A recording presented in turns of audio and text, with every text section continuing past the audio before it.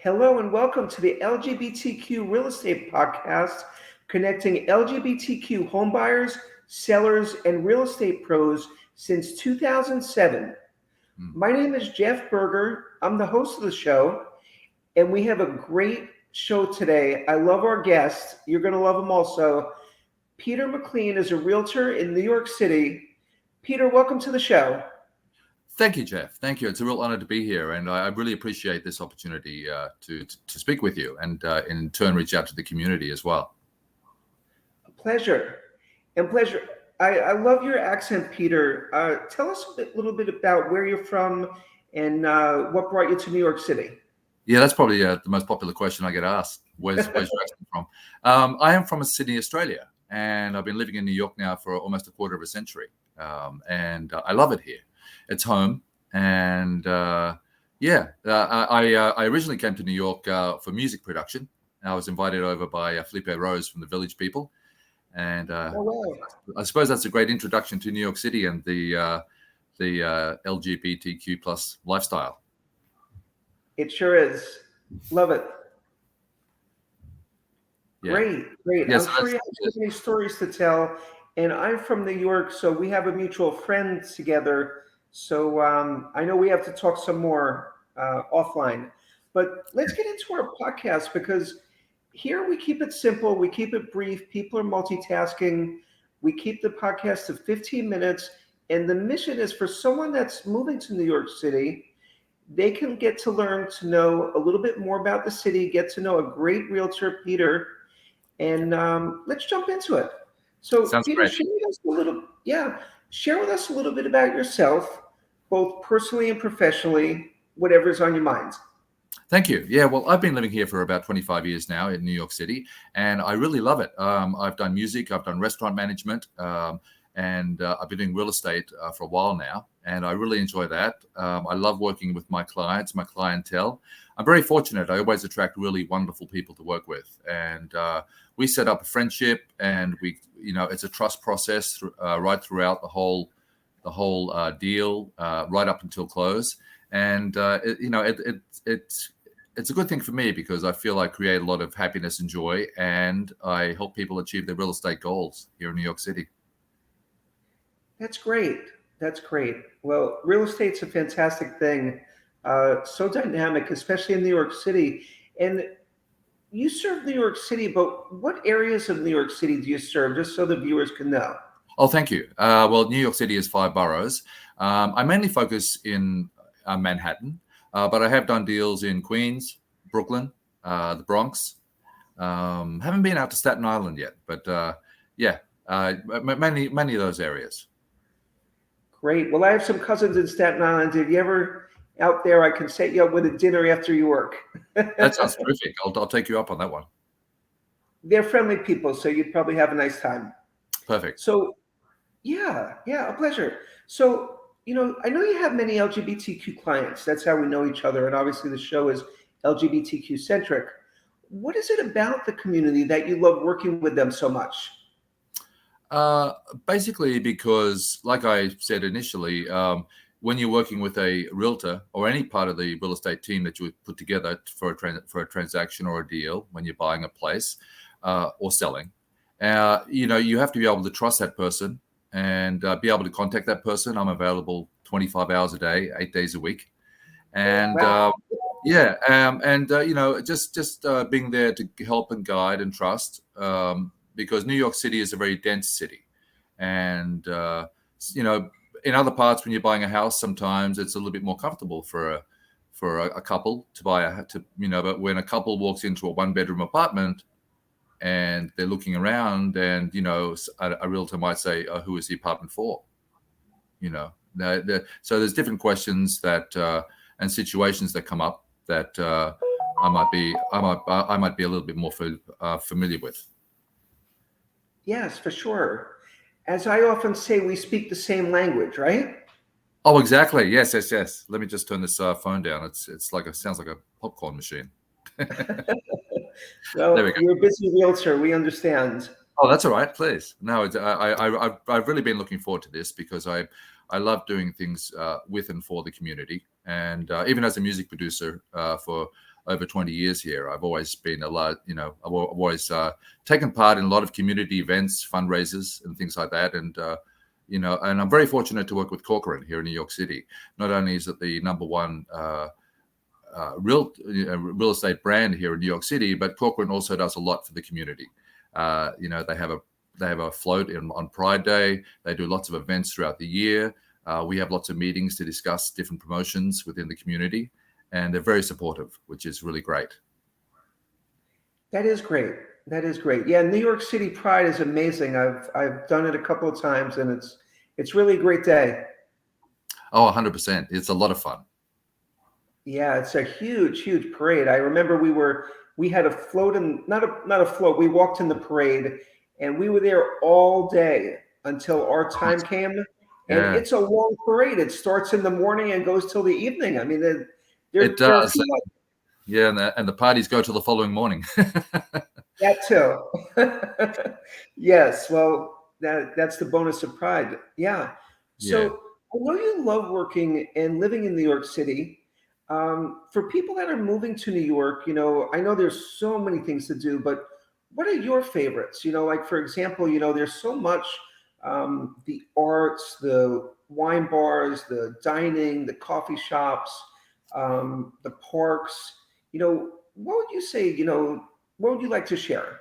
New York City is pretty much back up to speed now after all the COVID shutdowns and everything. So we have a great city. Depending on what you like to do, we have lots of the arts with Broadway. We have the Met Opera. We have lots of different things like that. Lots of little smoky jazz clubs that are situated throughout. We have lots of great restaurants, of course, and we have a lot of wonderful sightseeing tours and places now that have come up over the last few years, and they're really spectacular. One being the Peak at Hudson Yards, which I just took some clients up there the other week, and we had a really great time. Sounds great. Yeah. And there's so much history from Ellis Island to, I mean, the list goes on and on. It It's is. really an amazing city. Very Yeah, dynamic. yeah, and that history comes down even from building to building. Different people that have Yes. lived in the building over the years, different architects that built over the years, changes to streets and and buildings and homes over the years. So yeah, there's a lot to know, and that all comes into the fascination that is New York City. Yes. Yeah, absolutely. So, I used to live in New York City and, I'm familiar with the co-op boards and, there's so much. It's very dynamic, when you're buying a home in New York City, unlike any other place, I would say. That So, Yeah, it's true especially with the co-op boards, and that's yeah, another reason why it's always good to have a somebody representing you that you can trust and have faith in, because the co-op process is full of ups and downs, and of course it culminates with that legendary co-op interview that people have, and it's important that people feel comfortable along the way with the process, the buying process or selling process. yes. And I know as a realtor, you have great experience with that. So someone could feel comfortable walking into the deal, you coaching them, really, guiding them along the process. 100%. Yeah, I'm with you every step of the way. I've actually been in the room and people have been having their co-op interview, and Yeah. because they get nervous. It's some couples show up for a co-op interview and they want to see the dog, this, and this. But when there's somebody on the other end of the camera that they might not be familiar with as far as culture or community, then the co-op boards can react in certain ways. And as Jeff, and some other people watching this might know, the co-op board does not have to give you a reason why they reject the application, and that can be very daunting for a lot of people. Yes. Yes. I am familiar with that. Yeah. Well, that's important. And yeah, thanks for sharing that because maybe someone that's watching this is not familiar with the co-op boards and now they are. So, it's Yeah, like you watch YouTube. If something breaks in your home, you can learn how to fix it. That's kind of what this is, informing people on, helping them buy a home in New York City. So exactly. with Yeah, that, that's why I put every Friday I do a vlog on YouTube as well. and we talk Yeah. about we talk about different. It's called PM New York, and it's about different aspects of the real estate industry. And I often send those to people to give them more information about the process here in New York City. Great. So what I'll do in addition is after we finish recording this, you'll text me your YouTube show, the link, and I'll include it into this video. Oh, that would be amazing. I appreciate the support. Thank you.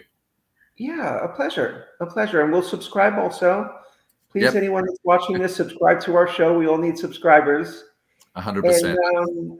yeah, so New York City, it's called a lot of things. It's often called the melting pot.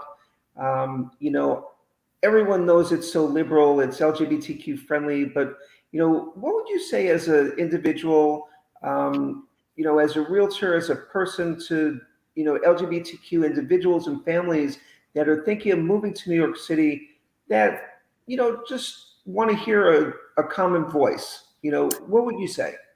I would say do it. It's a great city. It's a very vibrant city. There's lots to do here, and living in New York City is a very exciting thing.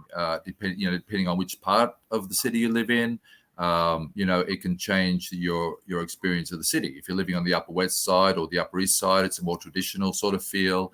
If you're living downtown, it might be a more of a trendy sort of feel here in New York City. But yeah, it's a great experience living here in New York City, and time seems to go by so very fast because there's so much to do, and it's a really enjoyable time. Great, great. Yeah, I miss it. I moved from New York City in 1996. I lived downtown in Union Square for a period of time. Then I lived on the Upper East Side. So what you're saying is so important, about the different neighborhoods, the vibes. A young professional may feel, more comfortable in, the Upper East Side, or they may feel just as comfortable in Chelsea. And, Yeah, it's just, it has a little of everything, right? that's the whole thing. As far as fair housing goes, we can't really comment too much on that directly with the client.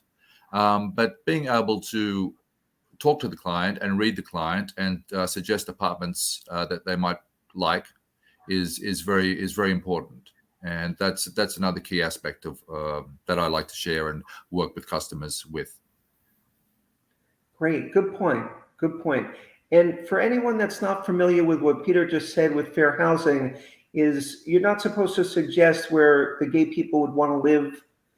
Uh, Fair housing for all. So every real estate professional needs to show you homes everywhere, and then the customer chooses where they want to live. Otherwise, that would be steering into a community. So just a little, inside baseball there for 100%, someone you're who's right. watching.